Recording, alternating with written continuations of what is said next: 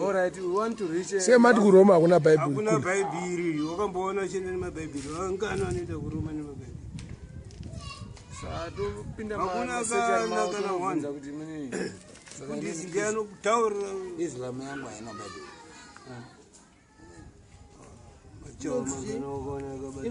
Haisikorani. Kurani Bible ere bgarati. Ndio munhu wane ere kana kuti. Saka chiwerengerwa naningina. Ndoto totenga Bible kana yenda uroma. Ndozvinoreva. Ukuthi chikombisa. Kana buyirani maBible se. Chakungobisa futhi kule.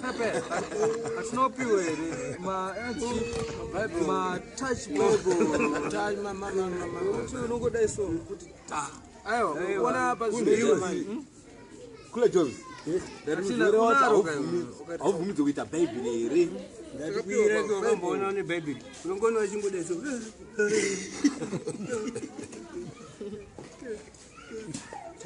Ukamboona akabata maBible achiverenga uya achiverenga Bible. Nyepe. Zvezonzi every verse ningi uerenge verse ningi chapter ningi John kana Matthew chakuti. Nyepe.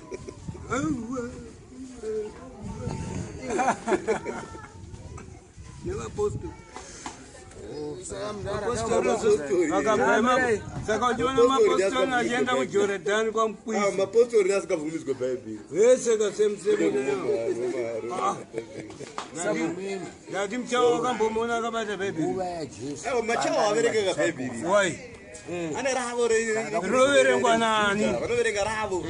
Roverengwa nani? Tanosvika paasha roverengwa nemufundisi. Same kana ukaenda iwo zvandu kutaura kuRoma kuno. Hande ababa. So kana inzwaka toenda paRoma apa. Unoona vese achikoti. Akudzokera futhi kuBible kuyo. Ya chingoda soma icho chizotumani. Makambokuendere kuRoma kwacho. Ndokeswa kuma. Ufungota zero. Kule. Ione Bible. Apa tapanzwa. Ndinore. Bible ngarugoro rekuti. Atoda kudzokera kumashure futhi.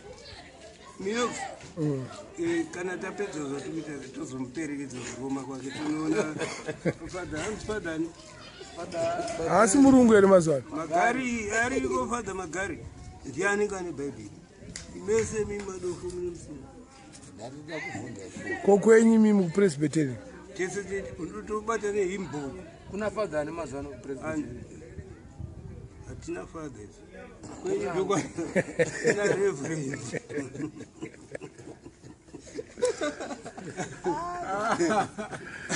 Atokuwina usati. unogondiwina tutaura ngatichimira katutanya Bible Ndikati kutaura. right tabva parwoko rwakanyorera Faro handiti tabva ipapo unoziva kuti Elijah akaenda nechi Ngore moto. inonzi chi chairo chi unozviziva saka unoziva Bhaibheri saka Jesu akasumuka kuenda kushu vakatarisa pasina kana ngoro yemoto Akaenda neJesu. akaenda ega wadotaendera hambo yake Kule. Mama akawana kwenda ikoko. Pamadisciples ake. Pane mwakaona akabata Bible. Anoti aingonotora fishi dzevanhu. aiwa vanombotora fishi pakasvika nguva yakaenda Jesu vakasara vachinamata Famba neBible. chimira vachinamata Bible ranenge ranyorwa. mira vachinamata vadzidzi vaJesu kwakatumirwa moto wakasvika fanga zvaita matendero zvayo moto wakasvika pane munhu wese mudzidzi waJesu vachinamata then they were blessed zvokuti vanga vakuenda vachiparidza zvokuti kana kuti akaparidza kana wanga uchirwara inzwa akakunamatira iwo waipona Vakati kuwapa maBible. inzwa apa ndo pavanga vanechi that spirit manje ichi kune vainyora zvinhu zvaiitika kunzwa Andina mari. vainyora zvaiitika nguva yacho iyo hakuna kusina history ona kule mudaona bhuti hakuna kusina history Chimomira kaniwe. bhaibheri rakuwanikwa mukore Mukudaidzwa kule. bhaibheri yakabvira kare Kule. Legion. Mukudaidzwa. Msoro. Madipedzero nyaya yedu yebhaibheri nayo garapo. Mudaidzwa kuna endai kule madaidzwa. ini maone nani Garapo. Lady. kwakaitanga kuti old testament comrades tsaunyora redu bhaibheri kodhema vati vaitaura chokwadi totinyora nini wakauya Mina one muna utaura. yani maauthor Kusani ubina babu pabhaibheri. pakazo kuti nhasi ndakunyora rangu uskiritiso mukumasha let me summarize mazire ndinoita ino tichitaura kwataura nakule ikoko kuzvarwa kwakatwa jesu akazvarwa nababa vake asi pakatumirwa angel gabriel iudze mai maria musande kuti ndichave mine mimba isina baba asi baba wacho director kuti ndijoseph kubva azvarwa mwana iye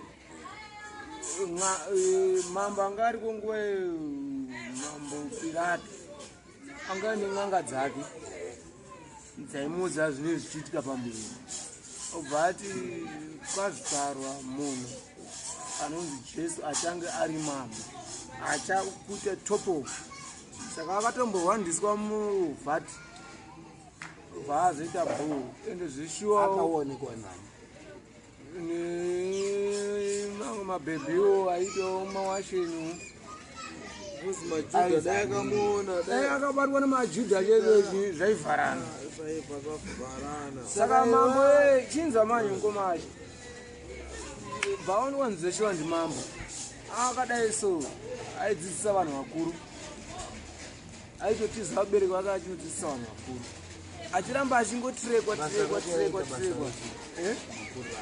makuru akaita that guy akatedzera trade yababa wacho he was a carpenter asi haana kuita mari haana kuita mari neizvozvo asi mapipi manje ndo akazomupinza muchi Aiponesa akaita mari unoda bhaibheri wese ana nhengeredzo vairaura fishi vai vaitotengesa fishi vachiita mari akaita kolapa hapana poti ashaula tinota fight kumafrats ukoko bhaibheri mune mabusinessmen manganango aunoziva angari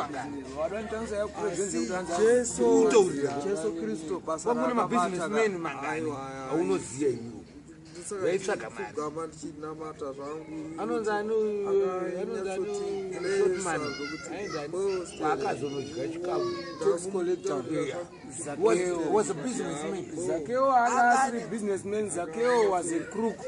Aifamba tax correction but anga asiri wrong. Muna ingo zero saka Jesu akazoenda kuno ari mwana waMwari akazendera nyumba kwake akatenwa vanziwo fana kutogadzira mari akanziwo ndisazobirwa ngatiwokeitesa aiwa Jesu Kristo akaanzika pasi panapa uite sei utore vana tichabiya kuti vainyasoita correct aiwa Zakeo was a short man saka pakauya Jesu achiunganirwa nevanhu Zakeo aitadza kuita sei kumuona akati beta ndikwire mumuti nekuti ndimuone bvanzi maya yo calm down tida kuenda kumba kwako tiona ne1v1 akati ndokwira mumuti zvandinigaure ngachizva saka undoti akanotonyera gauro chimbomira kani chimbomira amboputa kani saka ukona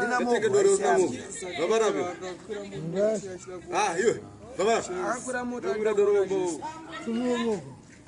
handina isa saka yakakwira mumuti achida kuona Jesu handiti kari mupfupa ndizi pakwira mumuti unoona unoenda uchechi here iwe tichapi wamboenda uchechi ndienda uchechi 7 wapedzisira kuenda rini uchechi ndauda kutoenda ndakapedzera kuenda last Saturday musanyebe sure nditaura chokwadi ndakaenda wakanzwa kunzi chi uchechiko wakanzwa kunzi chi chechi ikoko eh ndakanyatsouzwa kunzi zvonichi praise Jesus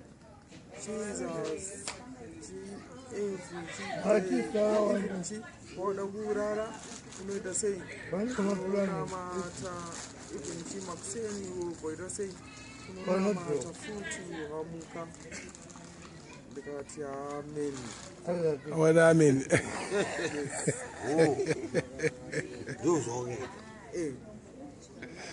saka Saturday uda kuenda futi saka nhasi wanamata nasika tipo munamata wako tonamata futi tingotipawo kuti wanamata sei wati chi ndati Mwari Baba mudoko tendai kuti munotishengedza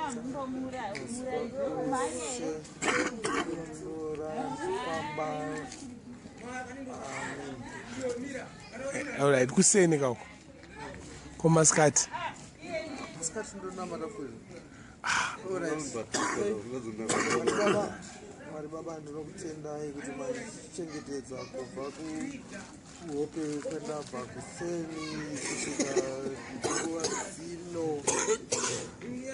ndinokutendai